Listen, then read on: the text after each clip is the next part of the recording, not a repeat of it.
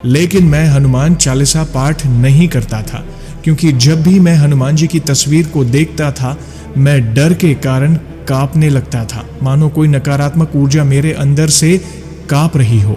सच कहूं जयेश भाई, मेरे शरीर में कांटे ही कांटे चुभने लगे। मुझे मेरी सारी गलतियों का अनुभव हुआ और मुझे अपनी ही गलतियों पर शर्म आती थी। मैं इस डर से थक चुका था। मैं जीना नहीं चाहता था, मैं अपनी जान देना चाहता था, क्योंकि मैं ये सब हैंडल नहीं कर पा रहा था।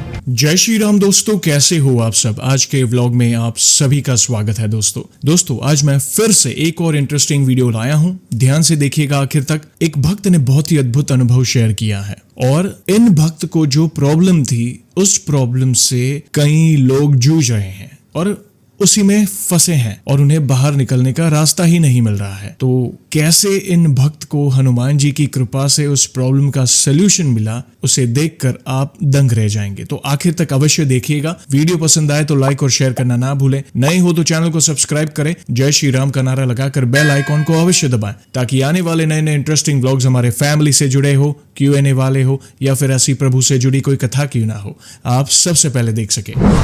और दोस्तों, वीडियो में आगे बढ़ने से पहले जानेंगे पिछले व्लॉग में पूछे गए सवाल का सही उत्तर। सवाल था, लक्ष्मण जी ने किसकी नाक को काटा था।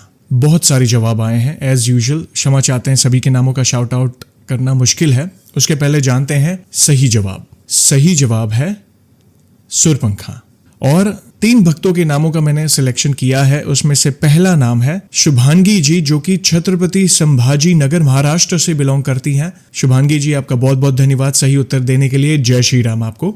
दूसरा नाम है निर्मल शर्मा जी, जो कि संगरूर पंजाब से बिलोंग करते हैं। निर्मल जी, आपका बहुत बहुत धन्यवाद सही उत्तर देने के लिए। जय श्री राम आपको। और तीसरा नाम है शिव कला जी, जो कि हैदराबाद तेलंगाना से बिलोंग करती हैं। शिव कला जी, आपका बहुत बहुत धन्यवाद सही उत्तर देने के लिए। जय श्री राम आपको।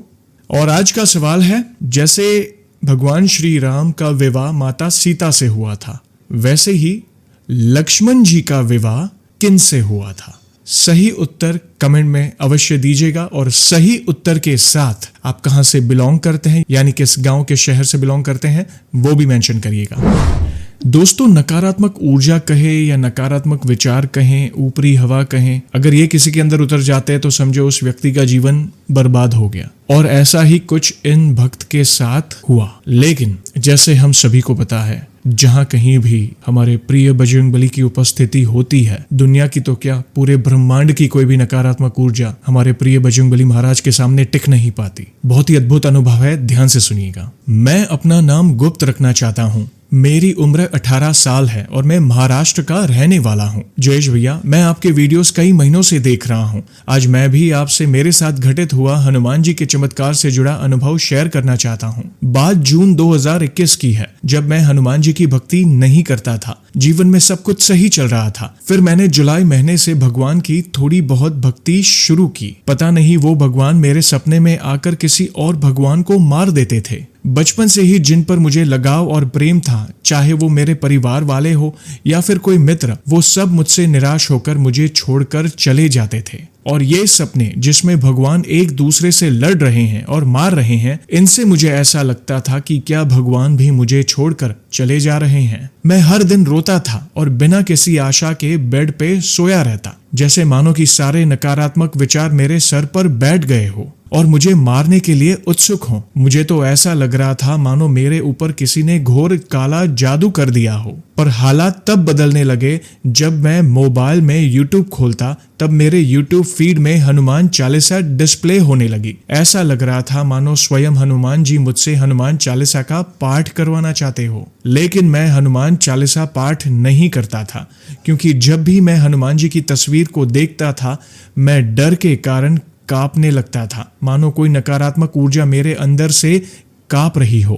पर तभी भी हर बार मुझे कहीं ना कहीं हनुमान चालीसा का वर्णन मिलता ही था। फिर एक दिन मैंने किसी तरह हिम्मत करके हनुमान चालीसा को सुनना शुरू कर दिया। सच कहूं जयेश भाई, मेरे शरीर में कांटे ही कांटे चुभने लगे। मुझे मेरी सारी गलतियों का अनुभव हुआ। मैं रोने लगा और ऐसा लगा कि कोई बहुत बड़ी नकारात्मक ऊर्जा मेरे अंदर से निकल रही हो। ये सब होने के बाद मैं थोड़ा ठीक होने लगा और जो बुरे सपने आते थे वो भी बंद हो गए। हनुमान जी पर धीरे धीरे मेरा विश्वास बढ़ने लगा। पर बात यहाँ खत्म नहीं हुई। मुझे अब भी हनुमान जी की तस्वीर को देखकर डर लगता था और मुझे अपनी ही गलतियों पर शर्म आती थी।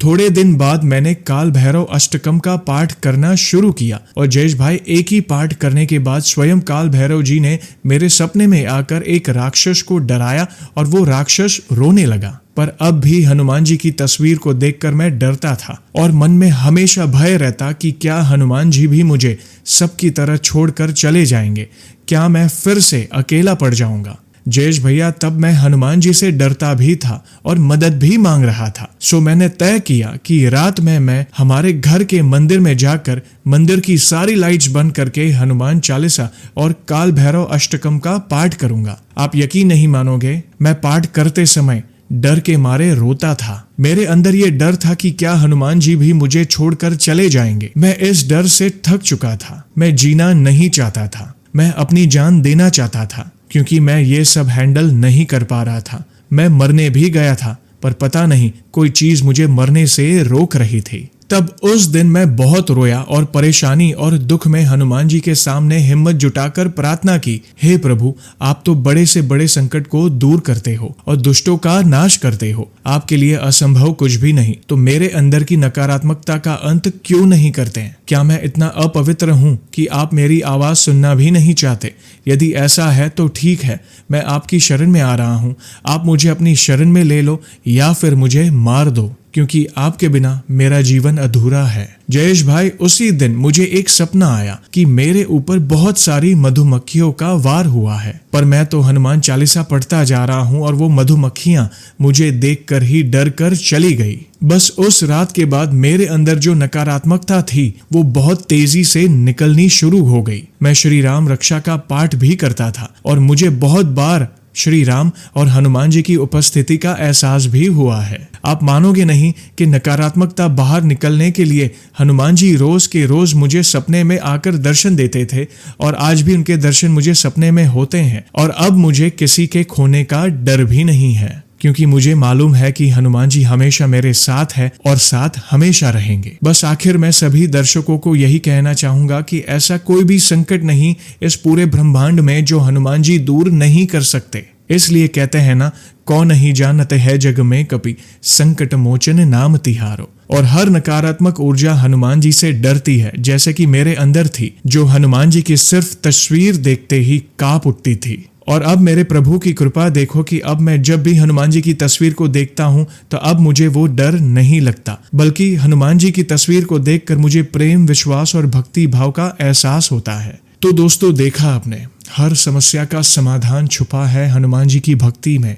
हनुमान चालीसा के पाठ में बड़े असंभव कार्य संभव होते हैं हनुमान जी की शरण में जाकर। और दुनिया की कोई भी नकारात्मक ऊर्जा कहे, ऊपरी बाधा कहे या कुछ भी नेगेटिव कहे, वो हनुमान जी के सामने टिक नहीं पाती। तो जब भी आपको ऐसा कुछ महसूस हो कि आपके अंदर कुछ ऐसा नेगेटिव हो रहा है, घर के वातावरण में नेगेटिव ऊर्जा हावी हो रही है, आप पर कुछ नेगेटिव हावी हो रहा है, तो सब कुछ छोड़कर बिना कोई विचार किए बस हनुमान जी के शरणागत हो जाओ। नित्य राम नाम का जाप करो, हनुमान चालीसा का पाठ करो। देखना, नेगेटिव ऊर्जा आपके पास भी फटक नहीं पाएगी, दुम दबाकर भाग जाएगी। आप खुद अनुभव करोगे जैसा इन भक्त ने अनुभव किया है। और दोस्तों, आप सभी को तो पता ही है कि व्लॉग को हम ऐसे ही एंड नहीं करेंगे। प्रभु के नाम का गुणगान जो करना है, पहले भी मैंने कई बार इन पंक्तियों का वर्णन किया है। और जब प्रभु श्री राम से जुड़ी पंक्तियां आती है, उनके बखान से जुड़ी पंक्तियां आती है, तो मन गदगद हो जाता है। और I am sure Hanuman ji को भी ये पंक्तियां बहुत पसंद होगी, क्योंकि इसमें हम प्रभु श्री राम की महिमा का बखान कर रहे हैं। तो ध्यान से सुनिएगा और कमेंट में अवश्य बताएगा कि ये पंक्तियां आपको कैसी लगी। तो बोलिए सियावर रामचंद्र की जय, पवन सुत हनुमान की जय। जिनके विराट स्वरूप में अखिल ब्रह्मांड समाया हुआ है, ब्रह्मलोक जिनका शीश और पाताल जिनके चरण है, सूर्य चंद्र जिनके नेत्र और मेघ मंडल जिनके काले केश है, भयंकर काल जिनकी भ्रुकुटी संचालन मात्र से गतिमान होता है, वेद जिनकी वाणी, शिव जिनका अहंकार और ब्रह्मा जिनकी बुद्धि है, उत्पत्ति, पालन और प्रलय जिनकी चेष्टा है, उन्हीं चराचर पति भगवान श्री नारायण जी के अवतार भगवान श्री राम को मैं नमन करता हूँ। जय श्री राम। एक साथ बोले जय श्री राम। दोस्तों, अद्भुत पंक्तियां। कई बार तो शब्द कम पड़ जाते हैं प्रभु श्री राम की महिमा का गुणगान कैसे करें, किस तरह करें। जितना करे उतना कम है और यही हनुमान जी को सबसे प्रिय है। इसलिए मैं रास्ते ढूंढता हूँ, पंक्तियां ढूंढता हूं, मैं किस तरह प्रभु की महिमा का गुणगान करूं, क्योंकि मैं हनुमान जी को जो पसंद है वो करना चाहता हूं और हनुमान जी को प्रभु श्री राम बहुत प्रिय है। तो आप श्री राम से जुड़ी पंक्तियां हो, उनके चरित्र का गुणगान हो, भजन हो, कीर्तन हो, धुन हो, करते रहें। देखना प्रभु श्री राम की कृपा तो होगी, साथ साथ हनुमान जी की भी विशेष कृपा होगी आप पर। दोस्तों, ये पंक्तियां कैसी लगी, वीडियो कैसी लगी, कमेंट के माध्यम से अवश्य बताएं। वीडियो पसंद आई हो तो लाइक और शेयर करना ना भूलें। नए हो तो चैनल को सब्सक्राइब करें। जय श्री राम का नारा लगाकर बेल आइकॉन को अवश्य दबाएं ताकि आने वाले नए नए इंटरेस्टिंग व्लॉग्स हमारे फैमिली से जुड़े हो, Q&A वाले हो या फिर ऐसी प्रभु से जुड़ी कोई कथा क्यों ना हो, आप सबसे पहले देख सके। और जल्दी लौटूंगा मैं एक और इंटरेस्टिंग व्लॉग के साथ। तब तक जय श्री राम, जय हनुमान।